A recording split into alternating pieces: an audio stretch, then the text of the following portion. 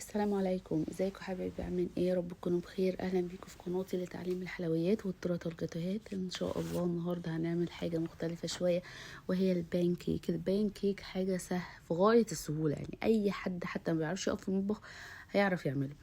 إيه تعمليه للاولاد؟ عايز حاجه سهله سريعه مسكره كده. إيه تعمليه للاولاد وللكبار، يعني هو احنا بناكل معاهم، يعني هو مش بياكل لوحده. فسهل سريع بسيط، مكوناته موجودة في البيت.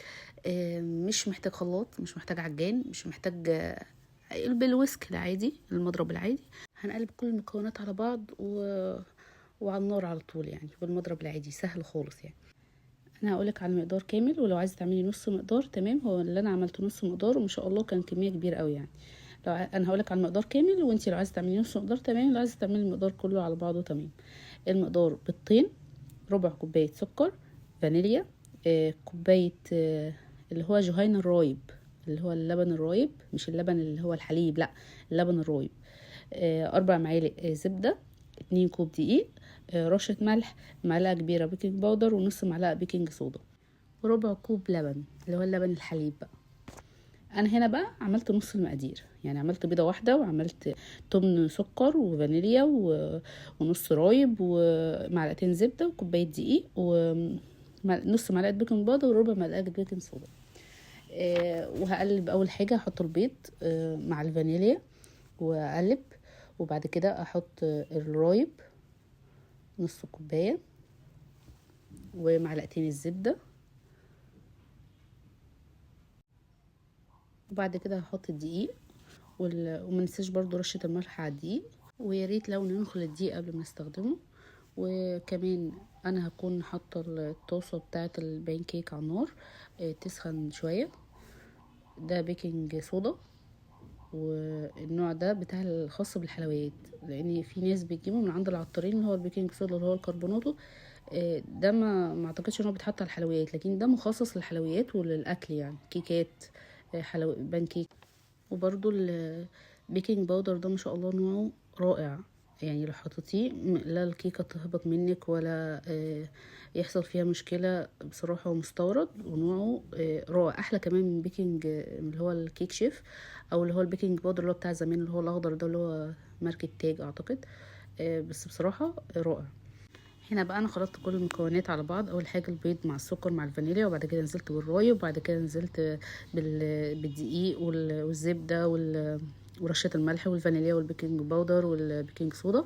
الخليط هتلاقيه معاكي ماسك شويه او جامد شويه. هننزل بقى باللبن واحده واحده، يعني ما نحطش ربع كوبايه على بعض، لا نحط نصها الاول وبعدين نقلب على ما القوام يظبط لسه جامد او القوام ماسك معاكي. انزلي بالباقي لغايه ما القوام يبقى شبه الكيكه كده يعني، هتلاقيه او يمكن اخف من الكيك شويه.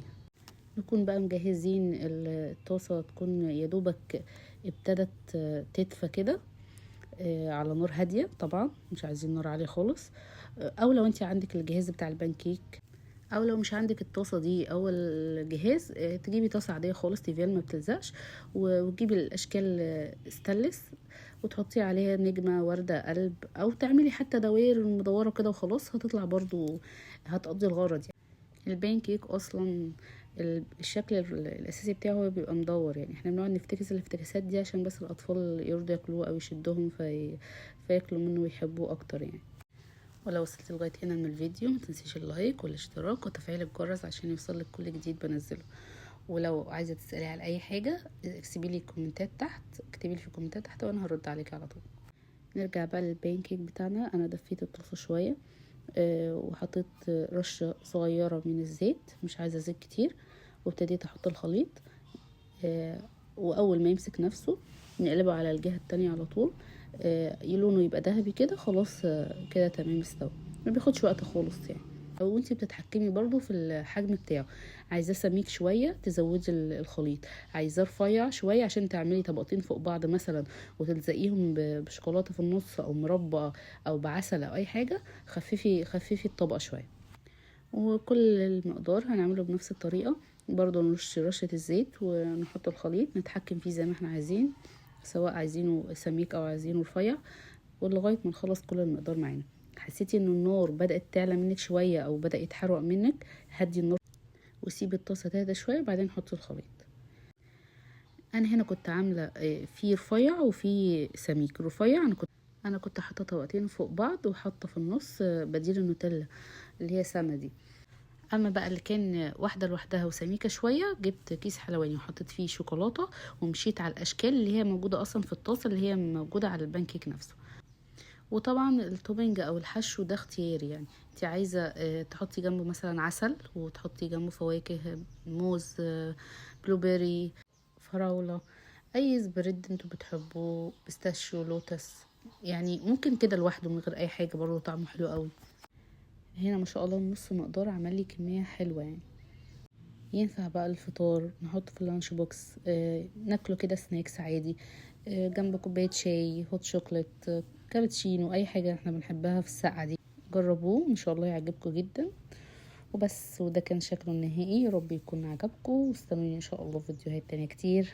مع السلامه.